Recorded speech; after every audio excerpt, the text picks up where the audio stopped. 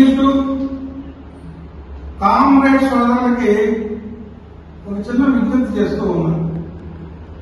Social మీడియాలో కానీ మీ party కార్యాలయాల్లో కానీ భారత ప్రధాని మోడీ వలన ఈ దేశ ప్రతిష్ట దిగజారిందని చెప్తూ మరోవైపు సోషల్ మీడియాలో ట్రంప్ నిలబడుంటే మోడీ మోకాల మీద కూర్చొని ఆయన్ని అభ్యర్థిస్తున్నట్టుగా ఫోటోలు పెట్టి మీరు ప్రచారం చేస్తున్నారు.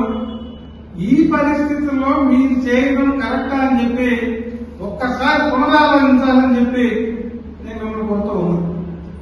ఆపరేషన్ సింధూర్ పేరుతో ఉగ్రవాదం ఏదేస్తాను, ఎక్కడ ఉన్న ఎందుకు మట్టిలో కనిపిస్తానని చెప్పి మోడీ చెప్పడం జరిగింది. పాకిస్తాన్ తో యుద్ధం చేసేసి పాకిస్తాన్ తరిమేస్తానని చెప్పి ఎక్కడా మోడీ చెప్పాల. ప్రత్యేకంగా మీకు ఒక సున్నితమైన అంశాన్ని చెప్తాను. కిరాన్ హిల్స్ లో అణ్వాయుధాల కర్మాగారం ఉందని 2003వ సంవత్సరంలోనే భారత ప్రభుత్వం గుర్తించడం జరిగింది. ఇది ప్రత్యేకంగా మీరు అంతర్జాతీయ మీడియాలో వచ్చిన కథనాలు మీకు గుర్తుపెట్టుకోవాల్సిన అవసరం ఉంది. అంతర్జాతీయ మీడియా కథనాల ప్రకారంగా చెప్తున్నా, వైట్ హౌస్ కి ఈ నెల 10వ తేదీ కీలక సమాచారం అందింది. ఆ సమాచారంలో పాకిస్తాన్లోని కిరాణీ సంస్థానంలో లీకేజ్ వచ్చింది.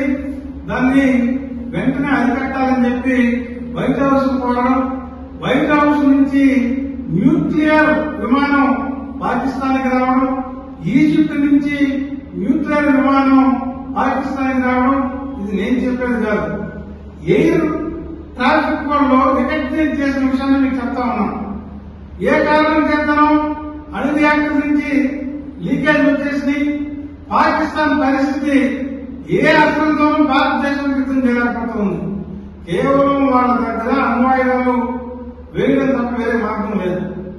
ఈ పరిస్థితుల్లో భారతదేశంలో అణుయుద్ధం జరిగితే లక్షలాది మంది, వందలాది మంది, వేలాది మంది భారత ప్రజలు మరణిస్తారు.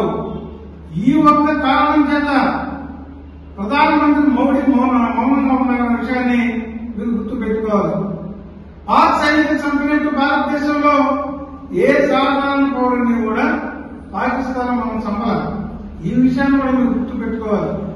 టర్కీ వెపన్స్ తో పాటు సైన్యాన్ని కూడా మొన్న ఈ సింధూర్ ఆపరేషన్ లో వాళ్ళ టర్కీ సైనికులు చనిపోవడం కూడా మనం గమనించాం. చైనా కానీ పాకిస్తాన్ చెడ్డ దేశమైనా సరే మేము మద్దతు ఇస్తాము, భారత్తో యుద్ధం చేయండి అని చెప్పి వాళ్ళు పురుగొలుపుతున్నారు. ఈ తరుణంలో భారత సామాన్య ప్రజల యొక్క రక్షణ కోసం కేవలం పాకిస్తాన్ మీద చర్యలాగారు. అంత మాత్రాన ఉగ్రవాదుల మీద చర్యలు ఆపలేదు. ఈ రోజు కూడా ఉగ్రవాదులు కలిసేశారు. ఆ విషయాన్ని గుర్తు పెట్టుకొని భారత ప్రధాని మోడీ ఆత్మగౌరవాన్ని ప్రపంచ దేశాలను పెంచారో లేదా మోకరిల్లారో మరోసారి మీరు వివరణ చేయాలని చెప్పి నేను మీకు విజ్ఞప్తి చేస్తూ ఉన్నాను.